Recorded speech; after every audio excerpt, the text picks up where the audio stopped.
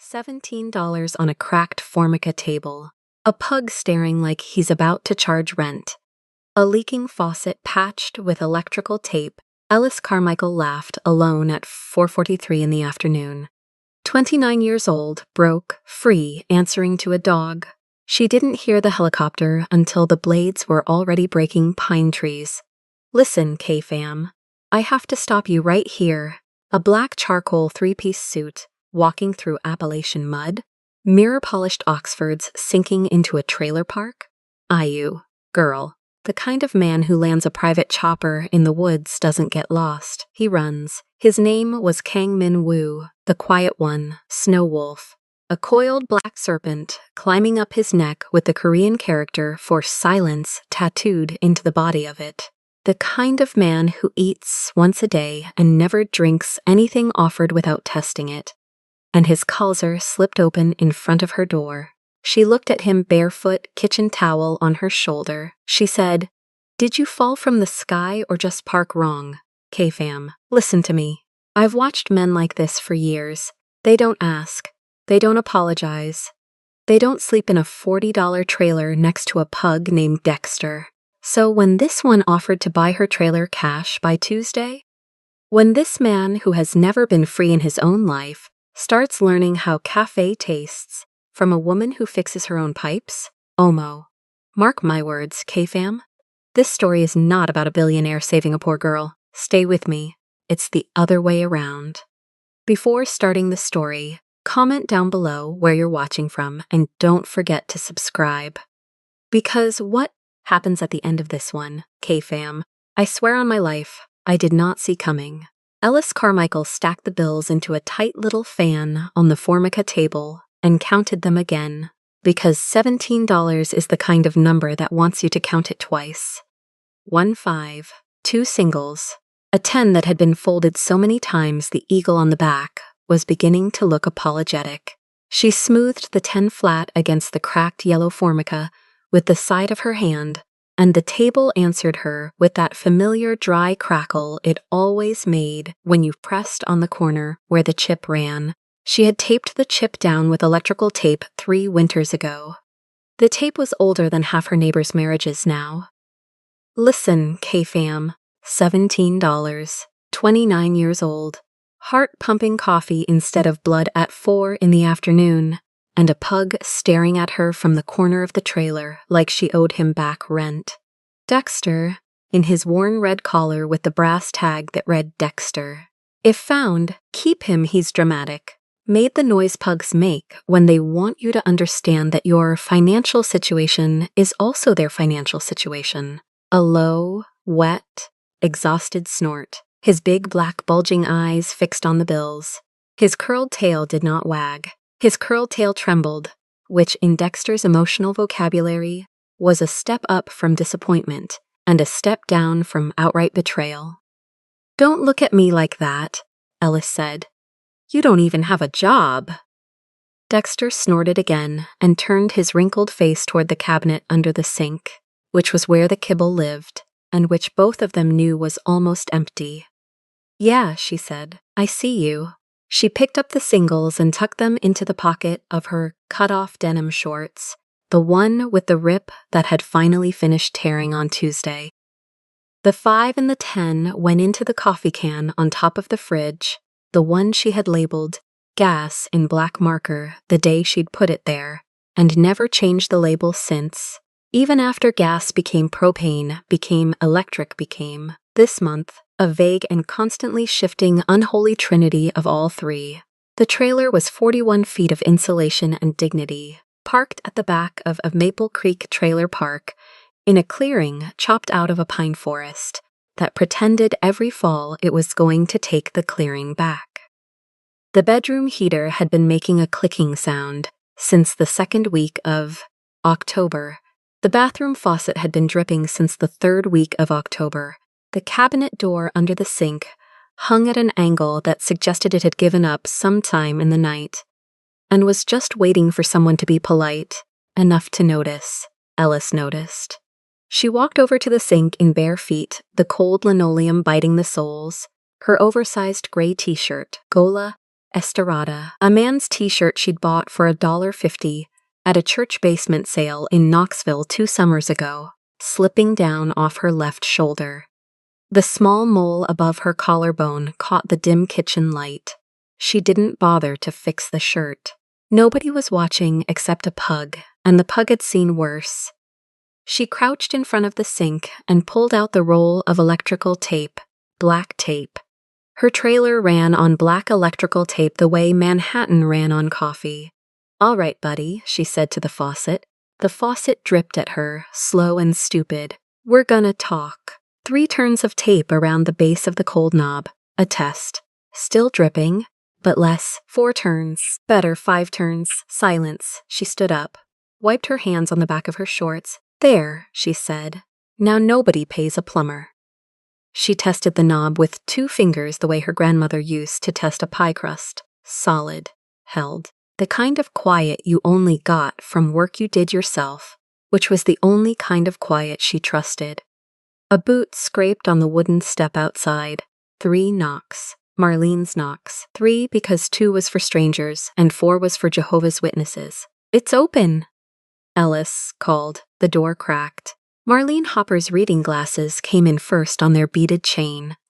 Then the rest of Marlene, in her green army surplus vest, and her faded baseball cap, holding the chipped coffee mug she carried with her, the way other women carried purses. She took one look at the kitchen, took one look at the $17 still fanned on the table, and shut the door behind her with the careful gentleness of a woman who had seen this exact stack before in this exact kitchen. "Honey," Marlene said. "Don't honey me. I'm not gonna honey you. I'm gonna sit." She sat. The folding chair groaned. "Propane Friday. I know it's Propane Friday. You want me to spot you? You want me to throw you out of my trailer?" Marlene snorted into her mug. "That's what I figured." She took a slow sip. "Listen. The Henderson place needs the gutter rehung. I'll trade you $60 of propane for an afternoon." Ellis looked at the $17, looked at Dexter, looked at Marlene. "Tomorrow at 9. Tomorrow at 9, Marlene agreed. She stood, knees popping. At the door she paused, hand on the frame, and her eyes went soft the way they only did when she was about to say something she didn't want Ellis to argue with. "You doing okay, sweetheart, really?" Ellis smiled, the full one this time. "Honest. Tired, Marlene. I have $17. A leaky faucet I just beat and a dog who hates me. I'm thriving." Marlene laughed. The deep, rasping laugh of a woman who had been ruddy-cheeked and underestimated for 61 years, and let herself out. Ellis stood alone in her kitchen for a long second. The propane was handled. The faucet was handled. The day was handled. Dexter, from the kitchen table, gave her a slow, judgmental blink.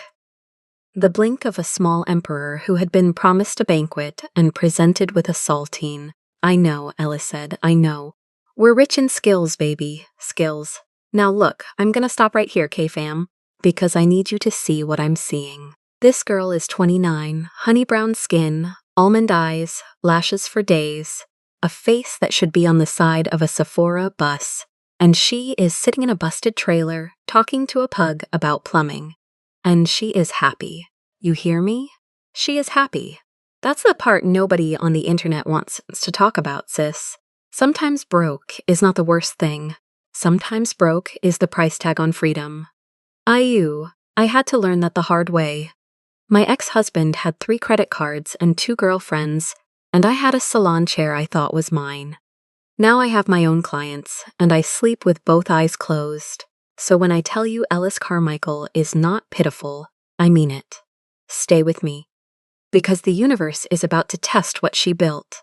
She drifted back to the table and looked at the $17 again, even though she already knew it was $17. People do that. They look at the bad number twice, the way you push on a bruise to make sure it's still there. 17, she said. And the propane guy is Friday. Dexter snorted. That's helpful, thank you. She laughed. Not big, just the small, private laugh of a woman who had decided a long time ago that the absurdity of her own life was the only inheritance she could count on. 29 years old, broke, free, and answering to a pug. If she had told her mother would have cried. If she had told her sister would have offered to wire her money she didn't have to give. So she had stopped telling. That was the thing about the trailer. The thing about Maple Creek. The thing about the $17 and the propane Friday and the cabinet that had given up. She had built it on purpose. The world she came from had taught her that the more you owned, the more they could take from you. Boyfriends took your money. Bosses took your time. Landlords took your dignity. Family took your phone number. The whole machine of being someone who could be reached, billed, leveraged, fired, repossessed, evicted, dragged into court, and disappointed had finally seemed to her, at 26, like a really stupid arrangement to keep volunteering for. So she'd left, quietly, without a goodbye party, because she had run out of friends willing to throw one, which was its own kind of clarity. She had bought the trailer with cash from a man named Wendell, who had thrown in Dexter as part of the deal because, in Wendell's words, the dog comes with the unit. She had driven the trailer to Maple Creek because Marlene Hopper, the owner, didn't run credit and didn't ask questions and accepted payment in cash, trade, or labor. Ellis had paid the first 2 months in trade by sealing every leak in Marlene's office. What Ellis Carmichael had built was not a life of having. It was a life of being left alone. That was what she was protecting. Not the trailer, not the $17. The right to be unreachable. The right to wake up and decide what the day was. The right to look at a faucet and fix it with tape because she didn't have to explain herself to a husband, a landlord, or a credit score. It was 4:47 in the afternoon. The light through the small kitchen window was already going that low, syrupy gold that the forest does in late October, the kind of gold that makes pine bark look orange and makes pug fur look apricot the way it actually is, and not the dirty beige Dexter usually wore in fluorescent light. She poured herself a glass of tap water from the tap she had just taped because she trusted her own tape work, and she leaned against the counter, and she drank it slow. Then the windows started to shake. Not all at once. Not violently. Just a low, low hum that you felt in your jaw before your ears could explain it to you. A wrong sound. A growing sound. A sound that did not belong to a Tuesday afternoon at Maple Creek Trailer Park in any month of any year of any life. Ellis Carmichael had been planning to have. Dexter heard it before she did. His whole round body went still, his curled tail uncurled. His ears, which were not built for engineering, did their best. "What?" Ellis said, and the glass paused at her lip. The hum got bigger, bigger, a chopping sound now, a heavy beating in the air, the kind of sound a hospital roof makes in a movie when somebody is about to be airlifted out of a war, a helicopter, over Maple Creek, in a clearing that no helicopter had any business being near, because Maple Creek was not on any map. Any pilot would willingly fly over without an enormous and pressing reason to do so. Ellis set the glass down. "Dexter," she said, "go to the bedroom." Dexter, for the first time in 4 years, obeyed her on the first try. He waddled fast, snorting, his curled tail tucked, his whole little body wobbling under the wrongness of the sound, and he disappeared into the back of the trailer. She walked to the door, bare feet, faded gray t-shirt slipping off her shoulder again, the kitchen towel from the counter slung over her left shoulder out of pure habit, like a soldier grabbing a rifle on the way out a hatch. She opened the door. The beating sound was louder outside, much louder. The pines at the edge of the clearing were already bending the wrong way, and the dust on the dry orange needles was already lifting in a swirling, kicking cloud. She squinted up, a black helicopter, 10 feet too low, no markings, the blades not chopping clean, wobbling. One of the rotors making a sound that even she, who had never flown anything in her life, could tell was a sound that helicopters were not supposed to make. "Listen, K-Fam, K-Fam. I need you to picture this. A girl, gorgeous, barefoot, hair half undone, oversized t-shirt sliding off her honey-brown shoulder, standing in the doorway of a busted trailer in the middle of a pine forest, and a coal-black helicopter is falling out of the sky toward her clearing like the devil himself just lost his Uber driver. This, my K girls, is what we mean when we say the universe is messy. I swear on my life I'd have grabbed a robe. She didn't even grab a robe. She just stood there with a kitchen towel on her shoulder, like a waitress about to take an order from God. The helicopter dropped. Hard. The skids hit the clearing 40 yards from her trailer. A pine sapling went under one strut. A branch the size of her arm tore off the bigger pine on the south side and went whirling across the grass, like it was something a leaf blower had remembered. The blade slowed, coughing, winding down. Alice didn't move. She watched. For a long moment, nothing. The dust settled. The dry pine needles stopped flying. The chopper sat in the clearing like a wounded crow that had picked a bad place to land, breathing in long, hot, ticking metal exhales. Then the door opened. A man got out. He was wearing a suit, a charcoal black three-piece suit, the kind of suit that has no business near a pine forest, no business near electrical tape, no business near a woman with $17 in her shorts pocket. The jacket cut exact, the waistcoat exact, the crisp white dress shirt, no tie, the collar button open, black Oxfords, mirror polished, the polish currently in the process of being murdered by the mud of Maple Creek. He was tall, 6 feet of him, lean but broad at the shoulders, like he swam every morning and ate 1 time a day. His hair was side-parted, undercut at the sides, not a strand out of place even after whatever the helicopter had just done. His jaw was sharp. His cheekbones were the kind of cheekbones that other men paid sculptors for. A faint scar ran along his right eyebrow, old, faded, the souvenir of a knife that had clearly come second in whatever encounter it had finished losing. He was Korean. He was 36 years old. He was furious. Not loud furious, the way Americans get furious. The other kind. The kind where the face does not change and the eyes do not widen, they only narrow. The kind of fury that hires lawyers and buries problems. He stood for 1 second beside the helicopter, taking in the clearing, taking in the trailers, taking in the pine trees, taking in the absurd geography of where his afternoon had just ended. Then he looked across the clearing. His eyes, almost black, very still, landed on the only trailer with a light on, hers. He started walking toward her. Each step was the step of a man who had not asked for directions in a decade, and was not going to start now. His Oxfords sank into the wet grass and gave up halfway. He didn't slow. Alice leaned in the doorway, the towel on her shoulder, the silver hoop in her left ear, catching the last of the gold light, the small mole above her collarbone visible. Because the t-shirt was being a shirt. He stopped 6 feet from her steps, looked up.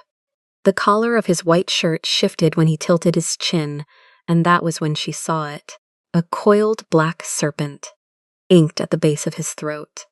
Climbing up out of the open collar from the left side, winding past his Adam's apple, disappearing back behind his ear.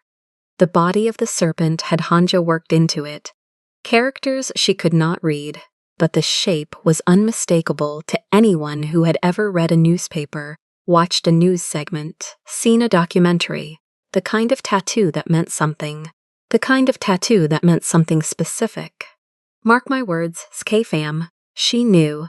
The second the collar shifted and that serpent climbed out into the daylight, she knew. You don't grow up black in this country without learning to read a man's neck the same way other people learn to read a room.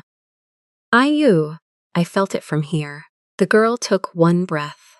1 breath, my K-girls. And then she did the most Ellis Carmichael thing she could possibly do. She smiled. A small smile. The corner of her full mouth. The smirk that lived there naturally. Well, she said, did you fall from heaven? Or did you just park wrong? The man did not smile back. He didn't move. His almond eyes narrowed 1/8 of an inch, which on his face was the equivalent of any other man's entire jaw dropping. In the back of the trailer, Dexter began to bark. Short, outraged, betrayed pug barks. From the bedroom window, his curled tail trembling so hard she could hear the collar tag rattle against the glass. The man in the suit looked at the trailer, looked at her, looked at the towel on her shoulder, looked at the $17 life she had built behind her, with the patience of someone unstacking everything other people called success. And then, very quietly, in the kind of voice that did not have to be loud, because nothing in his life had ever required him to raise it, he said one word: phone. Ellis Carmichael, 29 years old, $17 in her pocket, barefoot on the top step of a trailer in a Tennessee pine clearing, with a coiled black serpent staring at her from the throat of the strangest man the universe had ever delivered to her doorstep, tilted her head. "Mine has a crack in it," she said. "I need to make a call." She looked at his shoes. The mud was halfway up to his ankle now. She looked at the helicopter behind him, still ticking, still bleeding heat into the cool October air. She looked at the pilot inside the cockpit, a stocky white man. Salt and pepper buzz cut, thick gray mustache, an anchor tattoo faded green across his knuckles, currently flicking switches with the calm of a man who had been in worse skies for worse people. The pilot didn't look up. "You sure do," she said. The man on her steps did not move. He waited, the way men with money wait. The way men with money expect the world to fold itself around them within 30 seconds of being asked. Ellis crossed her arms over the oversized t-shirt. The silver hoop in her left ear caught the gold light again. Dexter, in the back of the trailer, increased the bark count by a factor of 4. "You got a name?" she said. "Kang." "Kang what?" A pause, almost imperceptible. The kind of pause a man takes when he is deciding whether the truth is the cheapest option in the room. "Min Woo." She nodded. Slow. Kang Min Woo falls out of the sky into Maple Creek in a 3-piece suit asking for a phone. Her mouth twitched at the corner. "Sir, you have the wrong trailer park." "I have," he said, "the only trailer park." "That is a sad and accurate sentence." He did not laugh. His eyes flicked, just once, to the towel on her shoulder, and then back to her face, and something behind them adjusted, like a man recalibrating a piece of equipment he had not expected to need to recalibrate today. "Ayu, K-fam. Ayu, did you see that look?" "I saw that look. The look of a man who has been in rooms with senators and yakuza, and the back tables of Seoul Private clubs, and has just now, for the first time in a decade, encountered a barefoot woman who is not impressed. Omo. Mark my words. K-fam. The second a man like that meets a woman who isn't shopping, the whole script flips. He doesn't know it yet. But she does. Look at her face. She knows." Ellis pushed off the doorframe. "Phone's inside," she said. "Cracked screen. Reception's bad. You break it. You buy me a new one." She turned. Over her shoulder, without looking back, "And take your shoes off. I just mopped." She walked into the trailer. After 3 full seconds, 3 seconds during which Kang Min Woo, in his hand-tailored Milan 3-piece, with a Patek Philippe Nautilus on his left wrist and a coiled black serpent climbing out of his collar, stood at the bottom of the steps of a busted single-wide in a Tennessee pine clearing, and was forced to compute the unfamiliar arithmetic of doing what an unfamiliar woman had just told him to do. He bent, and he began, with the precise patience of a man defusing a bomb, to untie his mud-ruined Oxfords. He set the first Oxford on the bottom step like it was a piece of evidence. Then the second one, laces tucked inside the way a man who had been taught, by someone with a ruler and a sharp tongue, that shoes were never left undone, ever. And then he straightened, in his stocking feet, on the cold metal step of a single-wide in Tennessee, and looked up at Ellis Carmichael with the unreadable face of a man who had just done something his entire life had not prepared him to do. "Listen, K-fam, a man taking off Oxfords that cost more than my rent because a woman told him to, doing it like he is disarming a bomb. That is the sound of a kingdom cracking. Mark my words, K-fam. And he does not even know it yet. Ellis looked down at the two muddy Oxfords lined up on her step like obedient little soldiers, and she did not laugh, even though something behind her ribs wanted to. She just nodded once, the way you nod at a dog that finally sits, and stepped aside. "Floor's cold," she said. "Hope your socks are imported." "They are. Of course they are." He came inside. The trailer, 28 feet of cracked formica and gas at a quarter and a sticker of a smiling sun peeling off the cabinet, received Kang Min-woo the way a small lake receives a ship that has no business being in it. Quietly. Dexter had a lot of comment. The pug had climbed onto the back of the love seat and was making the low, asthmatic, full-body growl of a small animal who had decided that the new visitor was a personal insult to his ancestors. "Dex," Ellis said, without looking at him. "Manners?" Dexter snorted. It was a snort of compromise, not surrender. Min-woo did not look at the dog. He looked at the room, the duct-taped faucet, the paperback split-spined on the arm of the love seat, the calendar still on March, the row of 17 $1 bills she had not yet put away. The way a man looks at a map of a country he has been told does not exist. Then he looked at Ellis, and for 1/2 of 1 second, something flickered behind his face that was not control, was not authority, was not strategy. It was hunger. Not the kind that wanted to eat her, the kind that wanted to be where she was. She caught it the way you catch a moth out of the corner of your eye. Fast, accidental, gone before you can be sure of it. And the smirk on her full mouth tilted up just a fraction. "Sit," she said, "before you break something." He sat on the love seat. The cushion was 30 years old, and sagged under him with a noise that sounded almost personal, the serpent at his throat. The coiled black ink that climbed from collar to jaw. Caught the yellow trailer light and looked, for a moment, like it was breathing. Dexter, 2 inches from Min-woo's left ear, had downgraded the growl into a muttered editorial. Outside, boots on gravel, a Gravelroo voice calling Min-woo's name in flat Korean. Captain Walter Brennan had arrived on foot from the wreckage. Salt and pepper buzz cut catching pine needles. Navy flight jacket dark across the shoulders with sweat. He stopped in the open doorway, took in the scene. Boss on a sagging love seat, pug at the boss's ear, barefoot woman with a dish towel on her shoulder, and did not change his expression by 1 millimeter. "Sir," Brennan said. "Captain, main rotors fractured, tails bent, hydraulics dumped on impact. Need parts out of Seattle, 3 days. Casualties? None. Pine Tree took the worst of it." A pause. "Pine Tree's done, sir. Understood. Find lodging. Pay cash. Do not call the office." Brennan looked, for the first time, like he had a feeling. It lasted about half a second. Then it was gone, and he nodded once, and he walked off into the dusk. "K-fam, did you catch it? Do not call the office." The man whose office calls him 11 times a day just told his pilot to keep them in the dark. About her. About this trailer. Honey, that is not logistics. That is a confession. Mark my words, K-fam. The walls just got thinner. Marlene Hopper showed up 4 minutes later, because Marlene Hopper showed up 4 minutes after anything in Maple Creek. Green Army surplus vest, faded baseball cap, reading glasses on the beaded chain, chipped coffee mug in one hand.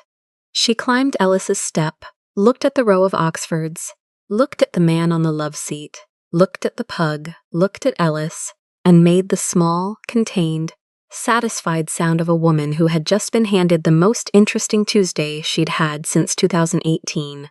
Ellis May. "Marlene, that your helicopter?" "Not mine. Whose is it?" Ellis tilted her head toward the love seat. "His." Marlene looked at Min-woo. Min-woo looked at Marlene. Marlene took a sip of her coffee. "You insured?" "Yes." "Good. Trailer 12's empty. 40 a night cash." "No apps, no questions. You got cash?" "Mr. Suit?" Min-woo's hand moved to the inside pocket of his jacket, then it stopped. Because Kang Min-woo, chairman of Kang Holdings, did not carry cash. He had not in 14 years. He had a phone that could move $6 million before his coffee got cold. He did not have 40 crumpled dollar bills. His hand came back out empty, the smallest tightening at the jaw. Embarrassment, K-fam, on that face. Honey, I almost dropped my comb. Ellis saw it. Missed nothing. She reached past him, opened the drawer under the Formica counter, fished out 4 wrinkled 10s from her $17 pile and the secret stash she kept in an old Altoids tin behind the sugar, because every Black woman in America has a secret stash behind the sugar, and if you do not, I do not know what you are doing. And she handed the $40 to Marlene without breaking eye contact with Minwoo. Put it on his tab, Ellis said. With interest. What's the interest? Marlene asked. Mockery, compounded daily. Marlene snorted into her coffee. Minwoo's eyes did the thing where they did not widen. They only narrowed, very slightly, the way a man's eyes narrow when he has just been outmaneuvered in a language he didn't know was being spoken. He inclined his head. 1 degree. I'll repay you, he said. You'll pay me back, Ellis corrected. Is there a difference? Yeah. Repay sounds like a wire transfer. Payback sounds like you remember my name. K-fam. Payback sounds like you remember my name, honey. She is out here in cutoff shorts, dismantling a billionaire's vocabulary 1 word at a time. That is a calling. Marlene tucked the 40 into the inside pocket of her vest, gave Minwoo a long look over the top of her reading glasses, said, Welcome to Maple Creek, Mr. Suit, and walked back down the step into the dusk. The screen door slapped shut behind her on its bad spring. The sound of cicadas, which had paused for the helicopter, started up again like nothing had happened. Minwoo and Ellis were alone, with Dexter as chaperone and judge.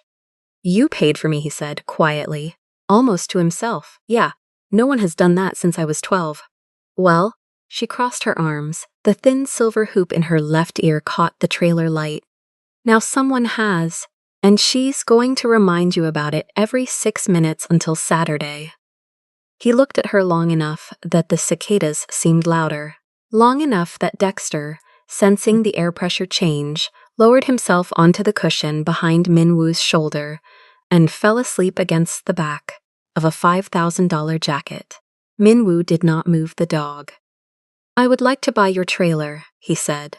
It came out of him the way a sneeze comes out, not planned, not graceful, just out. Ellis's eyebrows went up so slowly it was almost a separate event. Excuse me, your trailer, he gestured minimally at the walls. I would like to buy it, cash, by Tuesday. Whatever the number is, I will double it. There was a half-second of perfect silence, the kind of silence that comes before a small, controlled explosion. Dexter, in his sleep, twitched a paw.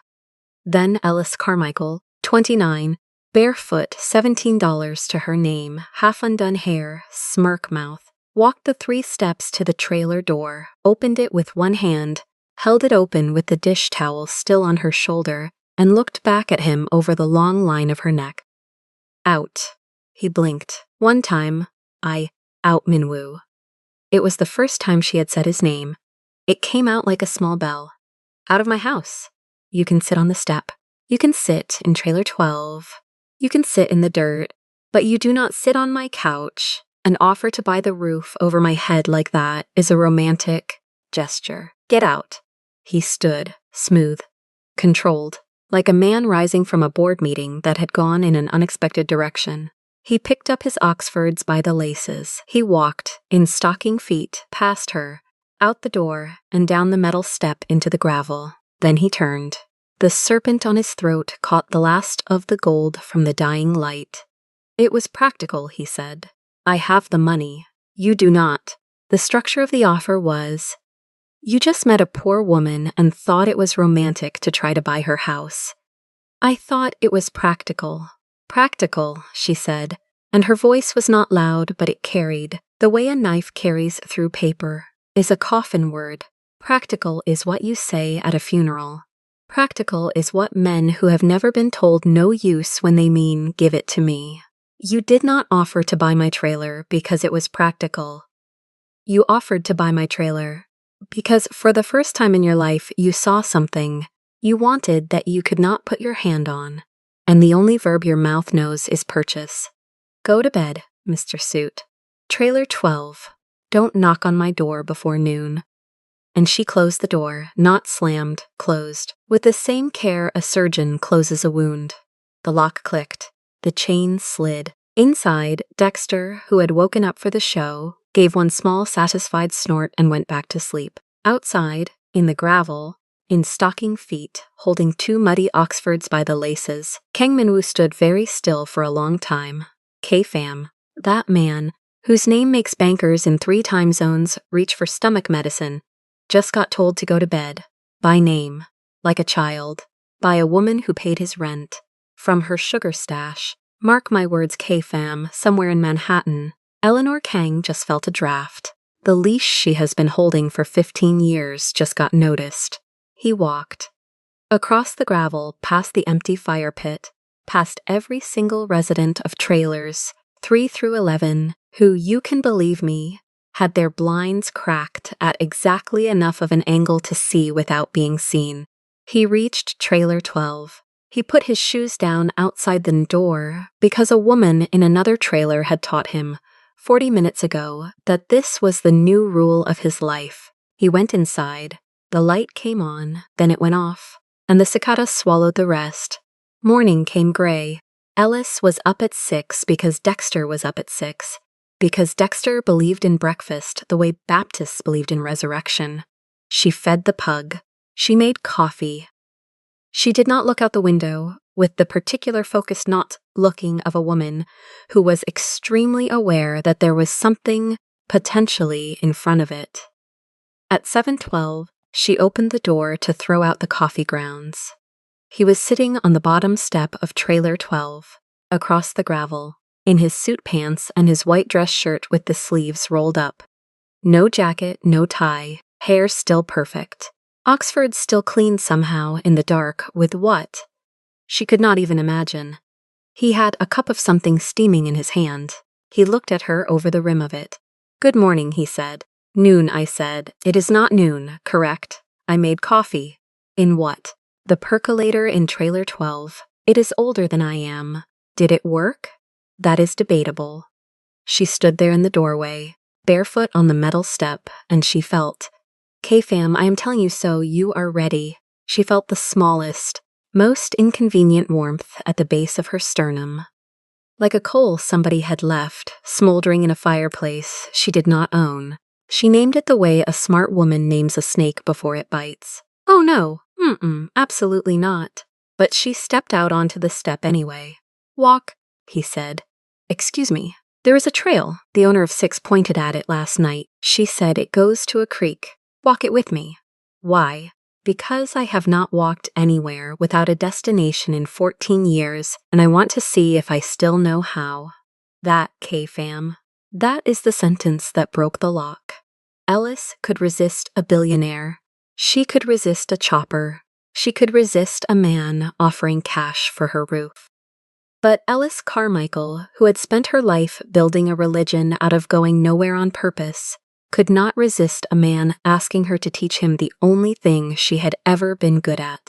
"Honey, that is not seduction. That is recruitment." She put her boots on. She put Dexter on a leash. She did not put a bra on because we are not performing for anybody. And they walked. The trail to the creek was a 1/4 mile of pine needles, wet leaf, and roots that catch the toe of a shoe that has never been off pavement. Minwoo walked behind her where it was narrow, beside her where it widened.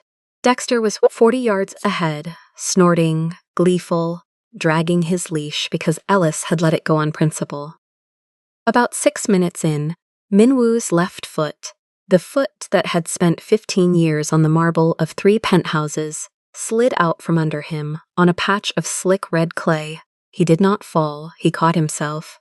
One arm out, the gold of the Patek catching the gray light, the mud climbing the side of his hand-stitched Oxford in a wet brown arc that was going to make whoever polished those shoes in Milan cry into their espresso for a week. He looked down at the shoe, then up at the canopy of pine. He stood there, not moving. And then he said quietly, like he was reading it off a piece of paper he had just been handed, "No one knows where I am." Ellis stopped too. Dexter, ahead, snorted at a fern.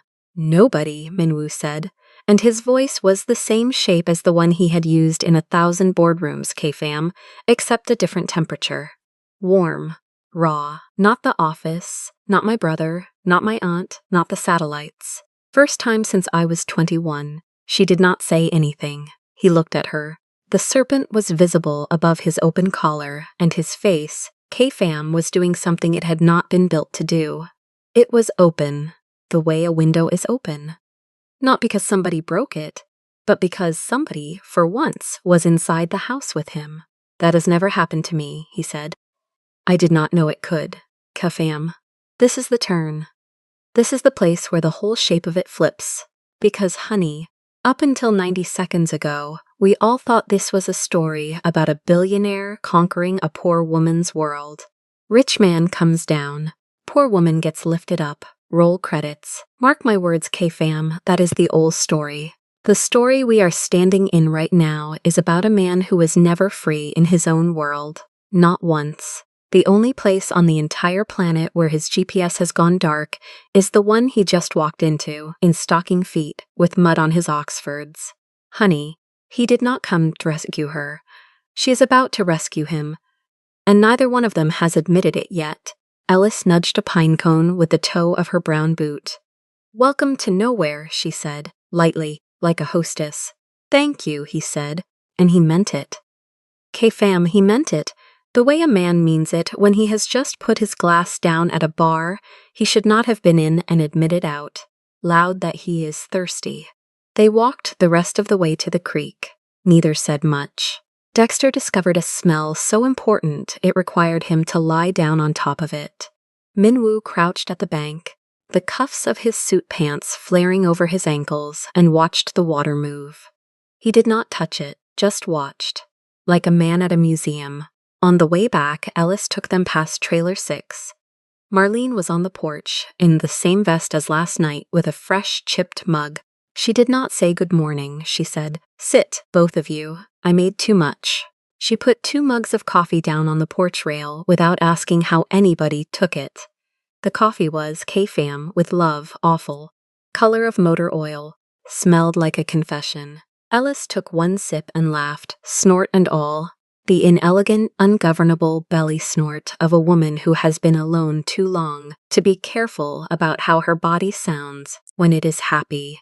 Marlene grinned with all her teeth. Minwoo lifted his mug. He had not, in 14 years, drunk anything offered by anyone he had not paid in advance.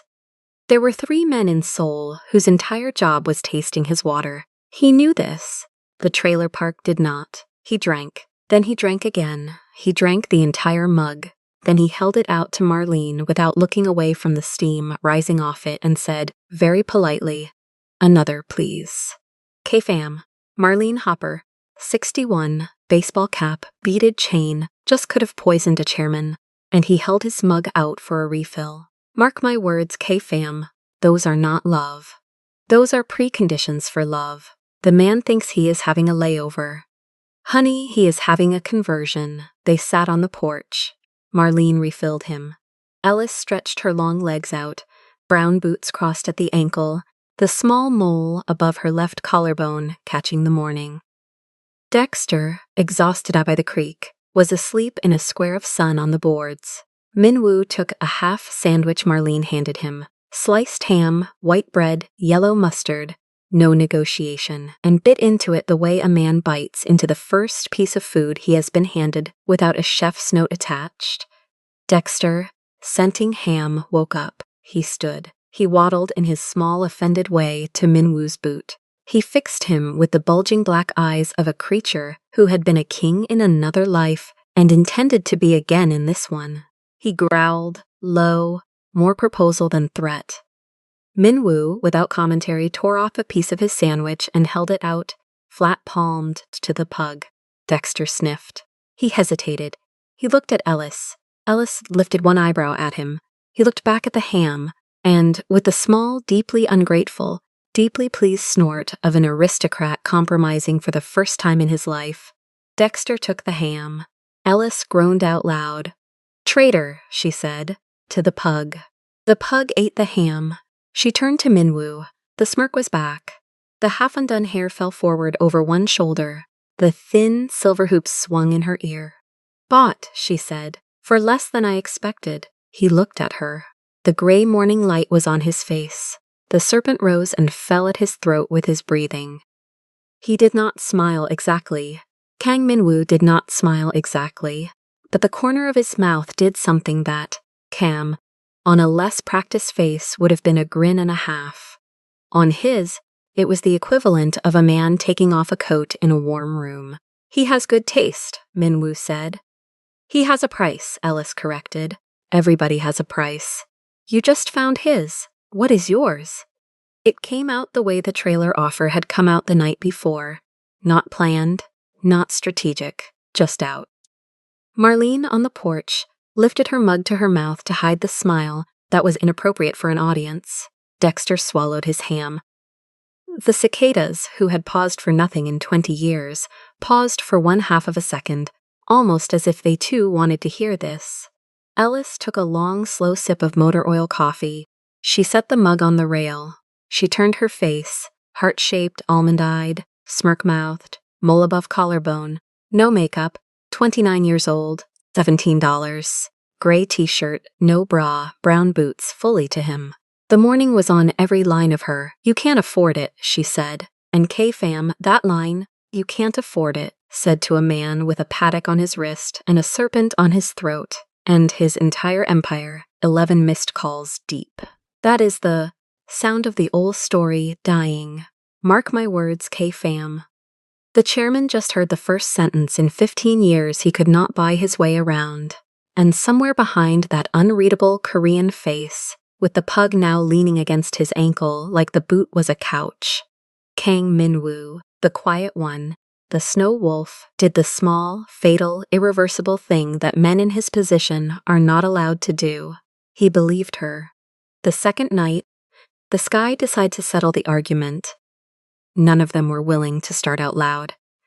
It began with a low rumble somewhere over the ridge, the kind of thunder that doesn't crack so much as it leans on the trees and warns them. Ellis Carmichael was at the small chipped sink inside her trailer, drying a coffee mug with a dish towel that had once been white in some other decade, when the first fat drop hit the metal roof and made Dexter snap his bulging black eyes open from his perch on the cracked vinyl couch. The apricot pug lifted his wrinkled face, curled tail trembling once like a tuning fork, and let out a single offended snort, as if the weather had personally insulted his nap schedule.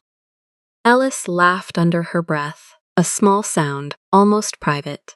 "Don't look at me like I ordered this, sir. I am not the cloud." Dexter snorted again, deeper, and Ellis felt her smirk pull a little harder at the corner of her full lips. The smirk that had always been there since she was a kid, the one her grandmother had called her built-in side-eye. The second drop hit, then the third. Then the sky opened the way only Appalachian late spring storms know how to open. And within a minute, the rain wasn't falling. It was being thrown, slung sideways off the pines in fat silver sheets that turned the clearing into something out of a fever. The trailer rocked 1 inch on its blocks, the way it always did when the wind got serious, and Ellis felt the old tremor up the soles of her bare feet, a private little earthquake she'd learned to ride out, the same way she rode out everything else, which was to say standing very still and refusing to flinch. That's when the first leak started. It wasn't dramatic. It was almost polite. A single dark stain bloomed across the popcorn ceiling above the stove, swelled, and then released 1 bead of water that hit the cold burner with a tiny, perfect tink. Ellis exhaled through her nose, set the mug down, and walked, unhurried, to the cabinet under the sink. She knew exactly where the dented stockpot was. She had positioned the same stockpot under this same leak for 3 springs in a row. The trailer had a memory of its own brakes, and she was its caretaker. She slid the pot into place. Tink, tink, tink, steady, okay, that one was handled. Then the second leak started, then the third. Now listen, K-Fam, this is the part where most women in a movie would start crying, right? The roof's leaking, the man's outside, the dog's shaking, and you're supposed to break. But Ellis Carmichael was raised by a grandmother who buried 2 husbands and a sister, and never once asked anyone to feel sorry for her, and that bone runs deep. Ellis didn't break. She got organized, and honestly, sis, watching a woman get organized instead of get hysterical is its own kind of love story. I'm just saying. She moved fast. She grabbed the dented stockpot off the burner, swapped in a smaller saucepan, then grabbed the bigger soup pot from the bottom shelf for the leak that had just opened up over the bedroom doorway. The third leak was the worst, right above the little fold-out table, where her $17 had been sitting 2 nights ago. And she didn't have a 4th pot, so she stripped the dish towel off her shoulder, balled it into the corner of the door frame, and bought herself 60 seconds to think. Dexter, who had been watching all of this with the open horror of a small monarch witnessing the fall of his kingdom, made his decision. He waddled 3 steps off the couch, considered the wet floor, reconsidered, and let out a single high, betrayed whine that ended in a snort. Ellis scooped him up under one arm without breaking stride, set him on top of the only dry pillow on the bed, pointed one finger at him, and said, "Stay royal, Mama's working." The pug curled, trembling, and obeyed. Outside, Kang Min-woo was getting wet for the first time in possibly 15 years. He came up the cinder block steps, the way he came up every step in his life, which was to say without hurry. But the hand-tailored charcoal, 3-piece suit from Milan was already a lost cause. The crisp white dress shirt had gone translucent across the collarbone. The black Oxford shoes had given up their mirror polish to the mud somewhere around the second pine, and the Patek Philippe Nautilus on his left wrist was still keeping time, because the men who make those watches in Geneva have a personal relationship with God. His side-parted hair, normally never out of place, was now plastered flat against his forehead in a way that made him look.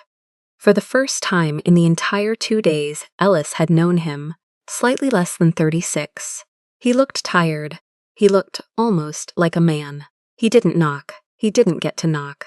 Ellis pulled the door open with her free hand the same second his knuckles came up, and they stared at each other through the gap, rain pouring off the awning behind him in a curtain. "Get in," she said. "You're ruining my welcome mat, which is dirt." He stepped in. He had to duck. He was 6 feet of him. The trailer ceiling was barely 6 feet of it. And for one absurd second, he stood inside her kitchen like a man who had walked into a doll's house by mistake, water sluicing off the hem of his Milanese jacket into a small pond on her vinyl floor. The collar of his white shirt had pulled open at the throat with the weight of the rain, and there it was again, peeking from under the wet cotton, the coiled black serpent rising from the base of his ear toward the line of his clavicle, the Korean hanja for silence inked along its body in small, perfect strokes. Ellis caught it in her peripheral vision and chose, deliberately, not to look directly at it. That tattoo was a question she was not going to ask tonight. "You need to leave this trailer," he said. His voice was low, flat, almost gentle, but the words landed like an order, and she felt her shoulders go up an inch, the way they always did when a man told her what she needed. "Do I?" she said. She crossed her arms over the faded, oversized gray t-shirt, the one with the stretched-out neck that kept slipping off her honey brown shoulder. "Tell me more about what I need, Mr. Kang. I love when strangers explain my needs to me. It's my favorite party trick. The roof is failing. The roof is leaking. There's a difference. Leaks I can manage. Failing is when the ceiling comes down on Dexter's head, and we are nowhere near that. There is a hotel 40 miles north of here, and I will fly one in if necessary." She actually laughed at that. It came out of her before she could stop it, a quick, bright thing, the kind of laugh that doesn't perform, and she watched his eyes do that thing again. The thing where they didn't widen, only narrowed, the small involuntary tell of a man who had not heard a woman laugh at him with affection in possibly a decade. "Fly one in," she repeated, savoring it. like a pizza. From where, Mr. Kang? Charlotte? Atlanta? You gonna helicopter a Marriott to my trailer park? If necessary. Sir. She uncrossed her arms and pressed one palm flat against her chest, mock formal. Let me explain something to you in the language of broke women. I do not know how to be taken care of. I have never learned. My grandmother didn't teach me. My mother didn't teach me. Life sure as hell didn't teach me. I learned how to take care of, and I learned how to be left alone, and those are the only two languages I speak when it comes to weather. So when you tell me you're going to fly a hotel at me, what I hear is a man trying to solve a problem that does not exist. Because the problem he is actually trying to solve is that he cannot stand watching a woman get rained on, and that, Mr. Kang, is his problem. Behind her, the dish towel in the doorframe gave up. Water began to run down the wall in a slow, steady ribbon. Kang Minwoo, the quiet one, the snow wolf, did not look at the ribbon. He looked at her. I don't know how to take care of without buying, he said. 5 words. Almost 6. From him, that was a sermon. The trailer light, a single yellow bulb in a frosted glass shade, swung once on its chain as the wind kicked the wall, and the shadows in the kitchen slid across both of their faces and then slid back. Water dripped from the cuff of his Milanese jacket onto the linoleum. The serpent on his neck rose and fell with his breathing, the hanja for silence moving like it was alive. Dexter on the dry pillow in the bedroom snorted in his sleep. And K-Fam, listen to me. This is the part I want you to mark. 2 grown adults standing in a leaking trailer in the woods. One of them with $17 to her name 2 nights ago. One of them with more money than a small country. And the only thing either of them just confessed is that they don't know how to do the most basic human thing on earth, which is let somebody love you without it being a transaction. I cried writing this scene, K-Fam. I swear on my life I did. Because how many of us, sis, how many of us have stood in our own little kitchens, with our own little leaks, and been offered exactly the wrong kind of help by exactly the right kind of man, We move on. Neither of them moved. He didn't step closer. She didn't step back. The rain hammered the roof, and the wind shoved the wall, and the yellow bulb swung, and they stood there in the small, warm circles of light, like 2 people who had just figured out simultaneously that the wall between them was made of the same brick on both sides. Then his phone buzzed. It buzzed against his ribs, through the soaked wool, and they both heard it. Because the trailer was small and the rain was loud, but a phone is a phone. He didn't move for it. He didn't even glance down. The buzz stopped. Then it started again. Then it stopped. Then it started. The snow wolf's reception, dead since the chopper went down, had picked itself back up at the worst possible second, and somewhere in the cloud above Maple Creek Trailer Park, signal bars were arriving like a column of soldiers cresting a hill.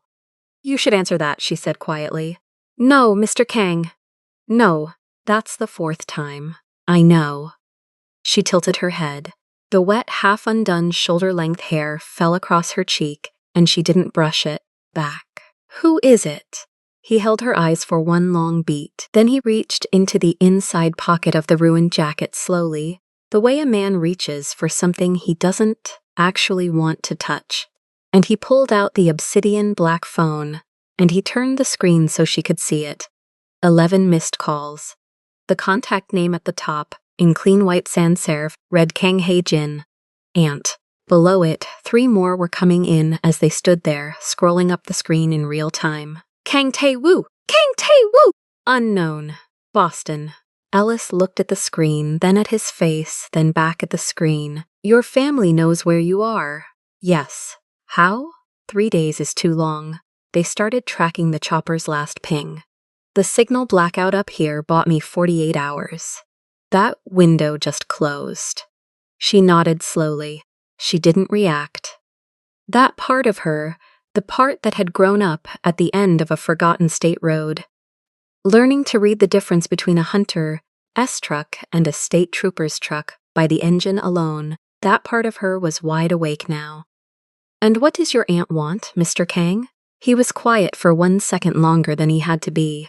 She wants the dynasty back. The word landed in the trailer like a piece of furniture nobody had ordered. Dynasty.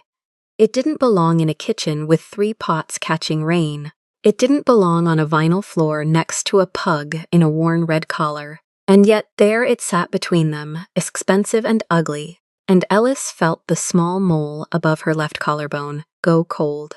The way skin goes cold right before you understand something you've been refusing to understand for 2 days. Dynasty, she repeated, flat. No question mark. There are 2 cars, he said. Black sedans, Boston plates. They left the city 40 minutes ago. They will be here by morning. My aunt sent them. My brother does not yet know. The men inside those cars work for the side of my family that has decided I have been unsupervised long enough. Unsupervised. Their word, not mine. Now hold on, K-fam. Let me stop you right here.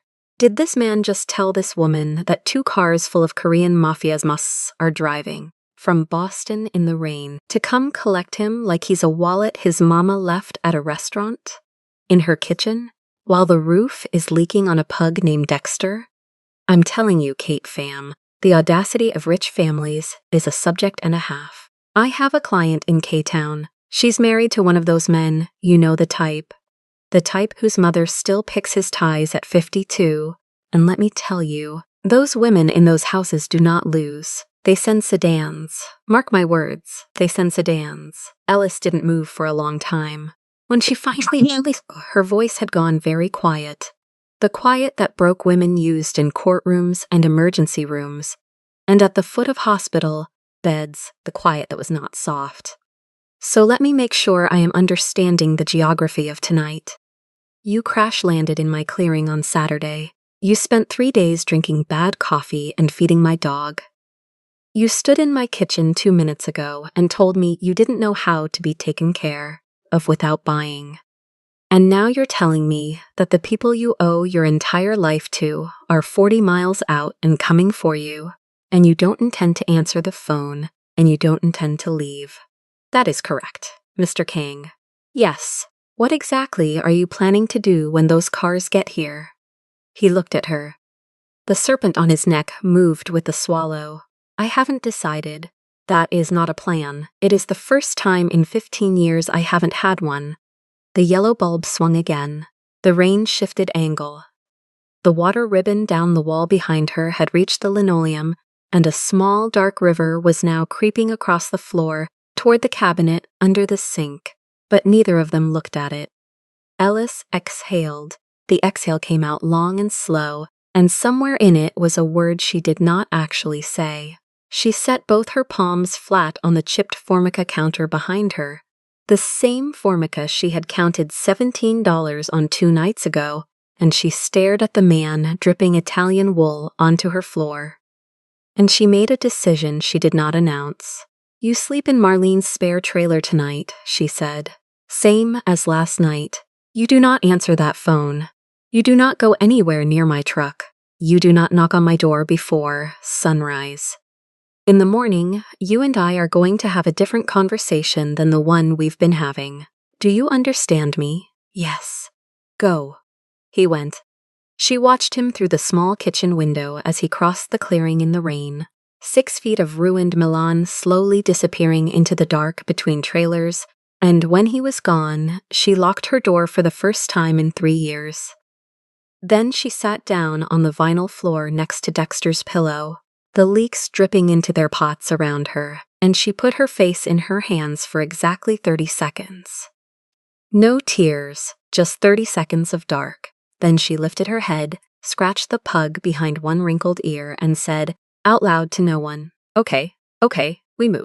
She didn't sleep. She sat on the bed in the faded oversized gray t-shirt and the cut-off denim shorts with the frayed white edges, her bare honey-brown legs tucked under her, the small mole above her clavicle catching the yellow light every time she breathed, and she listened to the storm move east across the ridge. By 4 a.m., the rain had gone from sideways to steady. By 4:30, it was only spitting. By 5, it had stopped, and the woods outside her trailer smelled the way only Appalachian woods smell after a storm, which is to say like wet pine and clean dirt and something almost holy. At 5:15, she put on the old brown leather boots with the mud already caked on the heel, tucked Dexter into a denim jacket like a sleepy loaf of bread, slung a duffel over her shoulder, and stepped outside. The clearing was still half dark, the gray-blue light of pre-dawn just starting to push through the pines.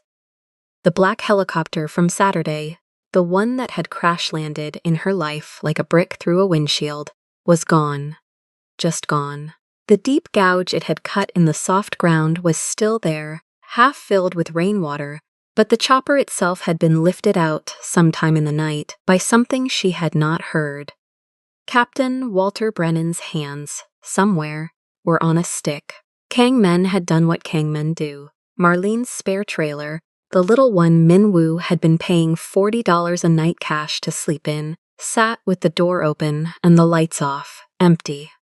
The bed was made. There was a $100 bill folded under a coffee mug on the table, and a note that said, in clean black handwriting, "Tell Marlene thank you."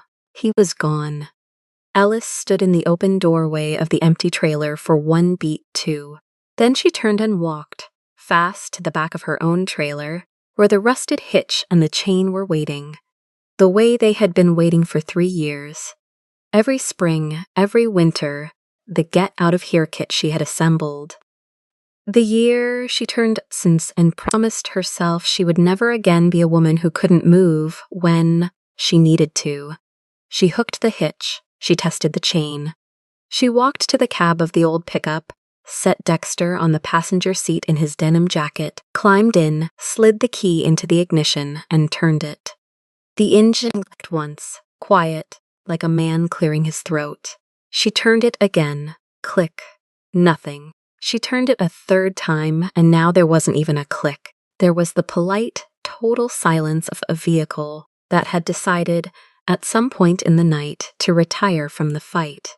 Alice Carmichael sat in the driver's seat of her dead truck at 5:30 in the morning, with a pug in a denim jacket, a packed duffel, a trailer she could not move, a helicopter that had vanished, and a man who had also vanished, and she put both hands on the steering wheel. And she laughed once, low and short. The laugh you laugh when the universe has been very, very clear with you. Then she saw the windshield wiper. There was a small, folded square of white paper pinned under the driver's side wiper, the edges already curling from the wet. She got out, walked around, plucked it free with 2 fingers, and unfolded it on the hood of the truck in the cold gray light. The handwriting was clean, black ink. 3 words, wait, KMW and KFAM, I'm just gonna say this. And then I'm gonna let the next chapter do its job, but, a man who disables your truck, vanishes your helicopter, and leaves you a 1-word note on your windshield in the dark is doing one of 2 things. He is either ending your life, or he is rearranging his entire life so he can finally sit down inside yours. Mark my words, sis. Mark my words. There is a difference between a man who takes your keys to control you and a man who takes your keys, because he is about to show you something that requires you to stand still for 5 more minutes. We're about to find out which one Kang Minwoo is. And honey, if you've made it this far, you already know. Alice stood at the hood of her dead truck with the small white paper square in her honey-brown fingers, the pre-dawn mist rising off the ground around her boots, Dexter watching her through the cracked passenger window with his big black eyes, and she folded the note once, slipped it into the back pocket of her cut-off denim shorts, and lifted her face to the brightening sky. She did not cry. She did not run. She did not call out his name. She breathed in, deep, the way her grandmother had taught her to breathe when something was about to require her to be larger than she had planned to be that day. And she waited. She breathed in, deep, the way her grandmother had taught her to breathe when something was about to require her to be larger than she had planned to be that day. And she waited. The pine air was so washed clean from the storm it almost tasted blue, and the steam rising off the morning ground turned the whole clearing into a slow-motion ghost story, the kind where the ghosts are friendly and a little out of breath. Ellis stepped down off her cinder-block stair barefoot first, then changed her mind, twisted back inside, and came out 3 seconds later with Dexter tucked into the crook of her left arm like a small apricot baguette who was extremely displeased about being awake before noon.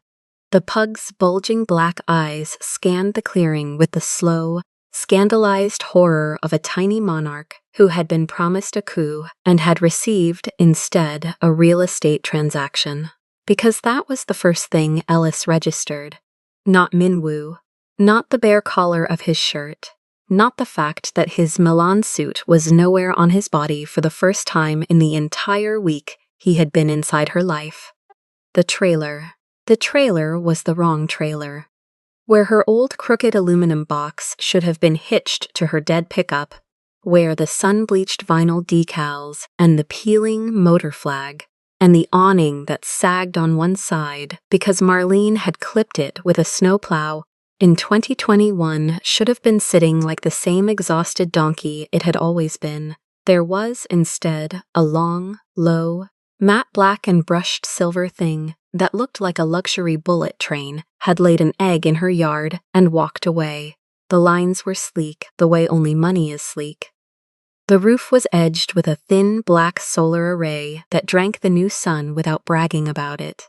The door was wider than her old door, the kind of wider that costs you $20,000 before you even open it, and bolted just beside that door, at exactly her eye level, was a small brass plate, square, freshly polished, into which someone had engraved 2 words and a hyphen, Carmichael, Kang.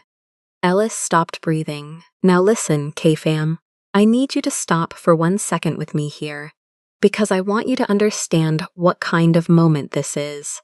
This is not the moment a man pulls up in a Bentley. This is not the moment a billionaire opens a velvet box. This is the moment a man removes his own name from his own empire, drives a custom-built rolling house through a state road nobody can find on a map, and engraves her name first on the door. Her name first. I felt that in my back molars when I wrote it down, sis. Stay with me. Because the woman is about to do something none of us expect. Ellis turned her head, slowly, the way you turn it when you do not yet trust the angle the world is showing you. And there he was. Kang Min-woo, standing maybe 10 feet away from the new trailer, hands loose at his sides, no Patek on his wrist, no platinum signet on his pinky, no charcoal 3-piece, no Oxfords, no mirror, no armor. He was wearing a plain navy t-shirt that fit him, the way a t-shirt fits a man who has not been allowed to wear a t-shirt in 22 years. He was wearing dark jeans that had been broken in by somebody, somewhere, and brown work boots that already had a streak of last night's mud on the toe. His side-parted hair was finger-pushed, not gel-set. His shirt collar lay flat, and the coiled black serpent that climbed from the base of his left ear down to his clavicle was visible end to end for the first time in front of her, every scale rendered, the small hanja for silence inked into the body of the snake, catching the morning sun and looking for the first time less like a warning and more like a sentence somebody had finally finished writing. He looked her in the face. He didn't speak. He lifted in his right hand between his thumb and his index finger a single object, not a ring, a key. It was a small, dull brass key on a plain leather loop, the kind of key a person carries when they are not trying to impress you. Not a fob, not a chip, not a piece of a vehicle. A key, like a door. Ellis felt Dexter's curled tail twitch once against her ribcage, the way it always twitched when the air in a room rearranged itself. "Hi," Minwoo said. His voice was different, quieter.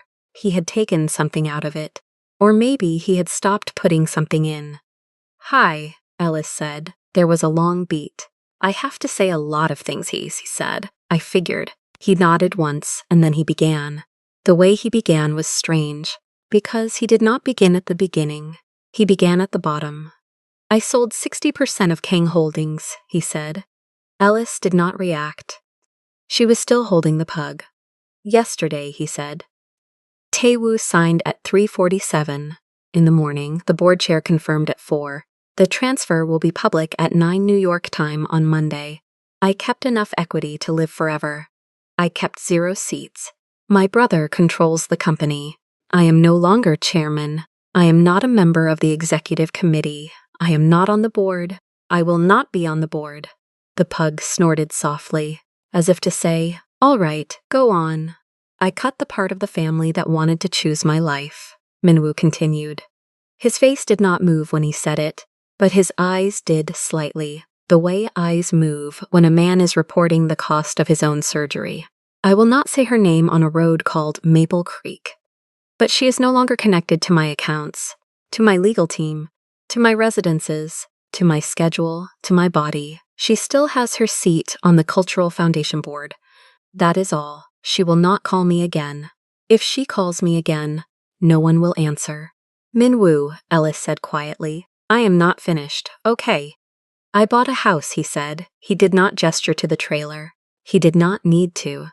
It has wheels, he said. It has a kitchen. It has a bed that is too small for me. It has a bathroom with a window. It has a generator and water for 9 days. It has solar for the rest. It has a small refrigerator and a smaller freezer. There is a shelf in the back for the pug. There is a hook for the leash. There is a place for boots. The boots are by the door. The plate on the door has your name first because the woman who lived through the storm should have her name first. Ellis's jaw set. She did not let it shake. And I want to be very clear, he said. I am not asking you to leave your life. I am not asking you to come live in my life. I do not have a life anymore. I have a house with wheels and a key. I am asking you to travel inside your life with me. The trailer is yours. The road is yours. The dog is yours. The pace is yours. I will sleep in it if you let me. I will sleep next to it if you don't. I will drive when you are tired. I will not drive when you do not want me to drive. I will learn to cook in a small space. I will learn to be quiet in a small space. I will not ask you to be a wife. I will not ask you to be a partner in any document anyone signs. I am asking only for the right to be near you while you keep being yourself. He paused. Just a small one. The pines hissed. I have never asked anyone for anything in my life, he said. I have always paid. I would like with you to learn how to ask. Ellis stood very still. Listen, K-fam, and I mean it. Listen, sis. I do hair and nails for women who get marriage proposals in helicopters over the Pacific with a string quartet in the back. I have seen the boxes. I have heard the speeches. I have watched a man cry on his knees in his hotel suite on Wilshire in front of a woman who already knew she was going to leave him. And I am telling you right now, on everything I love, I have never in my whole career heard a man propose road, not a ring, not a house, road. That's the proposal. That's the whole proposal. He's not asking her to settle anywhere. He's asking her to move with him, at her pace. Mark my words, K-fam. That is the only kind of love that fits a woman who built her whole life out of not being owned. Ellis took one small step forward.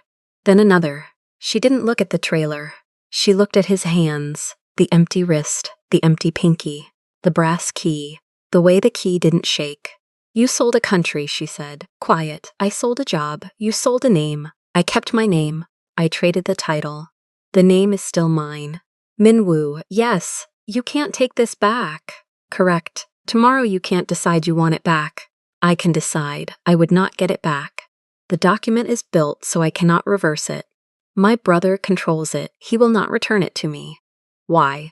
He looked at her then, and for 1/2 of a second she saw the boy who had been put inside the man at the age of 21 and never let out. "'Cause I have spent 15 years being the most powerful man in a room," he said, "and 3 days being the only man in a clearing. The clearing was better." Ellis breathed out, slow. She set Dexter down on the new wooden step in front of the new trailer very gently, like setting down a small piece of china she planned to keep forever. The pug stood, in his offended way, his curled tail at a cautious half-mast, and considered the situation. He scanned the door. He scanned the brass plate. He scanned the man in the t-shirt who was not today wearing the kind of shoes pugs hate. He waddled deliberately 3 small steps across the wood, lowered his wrinkled face, and snorted once into the toe of Kang Min-woo's brown work boot. Then he sighed, the way only a 4-year-old apricot pug can sigh, and lay down across the boot like a small, warm, judgmental sandbag. Ellis snorted out loud. "Don't laugh at me," Min-woo said, without moving his foot. "He is heavy. You don't even know," she said. "I am being judged. You are being adopted. Is there a difference?" "Not in this house." He didn't look down at the dog. He looked at her. "What if I say no?" Ellis said. He didn't blink. "I park," he said, "beside the road, not in your yard, where the state line bends, near the gas station with the broken sign. I sleep in the rig. I wake up. I read. I learn to cook. Every morning I drive my house wherever your house is. I do not knock. I do not call. I do not write. I do not interfere. I wait. If one day you change your mind, you cross the road and you knock on my door. If one day you do not change your mind, that is also acceptable. How long?"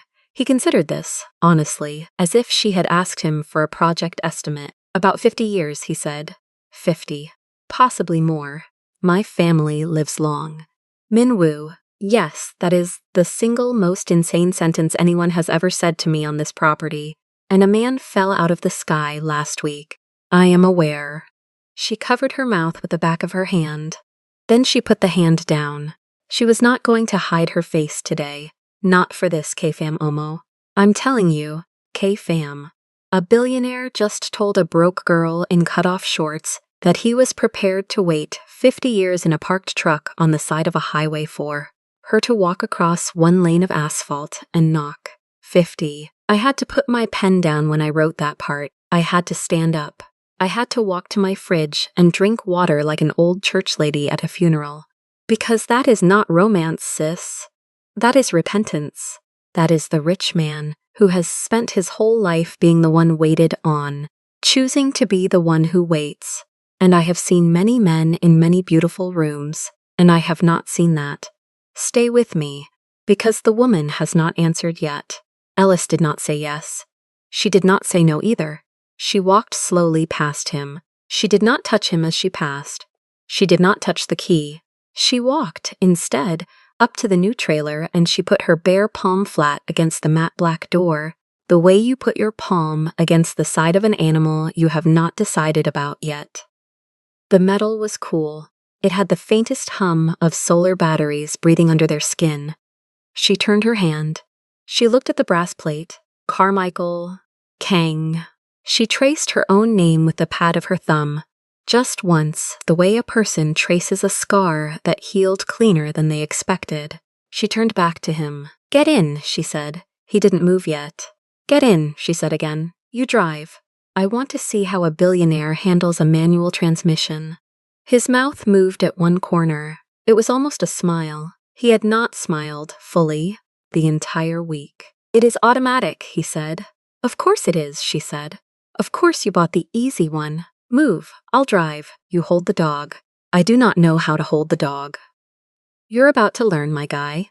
She bent, scooped Dexter off the work boot, dropped him into Kang Min-woo's careful arms like a very expensive, slightly damp loaf of bread, and watched the man who had owned half a peninsula 3 days ago stand frozen with a pug the color of a peach across his sternum, trying very hard to be a chair. "Support the rump," she said. "Yes, don't squeeze the chest. He'll snort in your mouth." "I do not want that." "Then learn." She opened the driver's door of the new trailer. The cab smelled like new leather and fresh-cut cedar, and faintly, like the lavender Marlene grew along her chain link, and Ellis realized, in a small private moment she would never tell anyone about, that he had asked Marlene what scent her friend's house smelled like, before he ordered the rig. She filed that away. She would unfold it on some later night when she needed proof again. She climbed in. He climbed in the other side with the pug.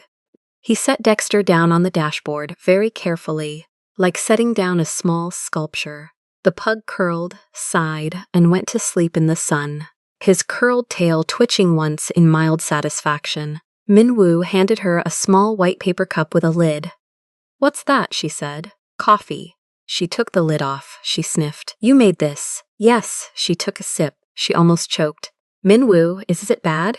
You walked away from an empire, and you still do not know how to make a cup of coffee." "I have time to learn." She put the cup in the holder. She started the engine. The rig turned over like a cat purring through silk.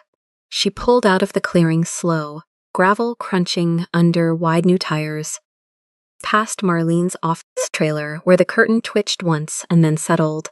The only goodbye Marlene Hopper had ever given to anyone, ever, and Ellis lifted 2 fingers off the wheel in return. Past the bent mailbox.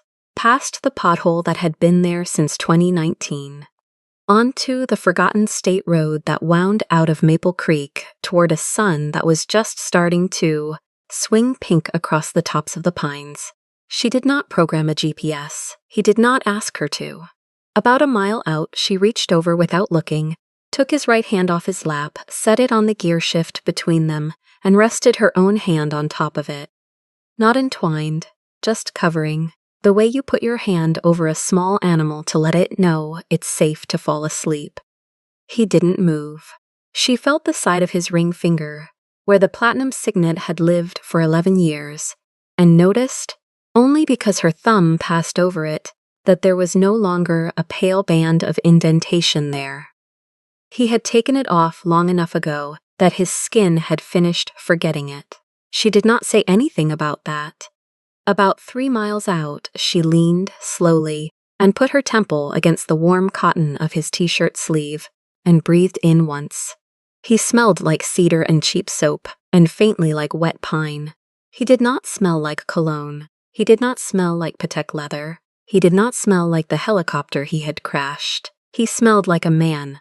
"Minwoo," she said. "Yes, if you ever try to buy me a house again, I will not. If you ever try to buy me a road, I will not. If you ever try to buy me a coffee that tastes like this, that is a daily risk." Acceptable. He let out something that was almost a laugh, the first one. It surprised him more than it surprised her. Ellis watched the pink sky open in front of the windshield like somebody pulling back a curtain in a small, clean room, and she thought, very quietly, in the place where she did not let anyone hear. "I built a life out of nothing because I did not believe anybody would ever let me keep it. And now the richest man I have ever met has sold his entire kingdom for the right to ride shotgun in a house he doesn't own with a dog he doesn't. No on a road that has no name, and I am letting him. And that, sis, is a kind of freedom I did not know I was allowed. K-fam. K-fam, listen to me. Because I want to say this clean on the record, where you can hold me to it forever. Mark my words, K-fam. The rich man did not save the broke girl. The broke girl did not save the rich man. They saved each other from the only prison either of them had ever known. His prison was made of money. Hers was made of pride, and freedom, real freedom, was not the chopper, and it was not the chair on the board, and it was not the boots in the mud. Freedom was being chosen when nobody was forcing you to choose. Freedom was being loved without being needed. The richest man in the world finally got free, K-fam, by being loved without being necessary. And the woman who built a fortress out of solitude got free by letting one person in who did not try to tear it down. Ayu, I am going to need a moment. I really am. The new trailer hummed down the curve. Dexter, on the dashboard, opened one bulging black eye, considered the situation, decided everything was finally in order, and closed it again. The pink stretched, the pines parted. The road bent west. In the brass plate on the door behind them, the morning sun caught the engraving once and held it. Carmichael. Kang. Her name first, his name second. A hyphen between them, like a small, quiet bridge they had built themselves. In 2 days, out of one storm, one pug, and one decision neither of them had been able to make alone. Ellis Carmichael did not say, "I love you." Kang Minwoo did not say I love you. She kept her hand on his. He kept his eyes on the road. The taillights of the trailer turned red as the sun finally crossed under the trees, and the forgotten state road swallowed them, slow into a pink horizon with no GPS pin and no destination and no chairman and no clock.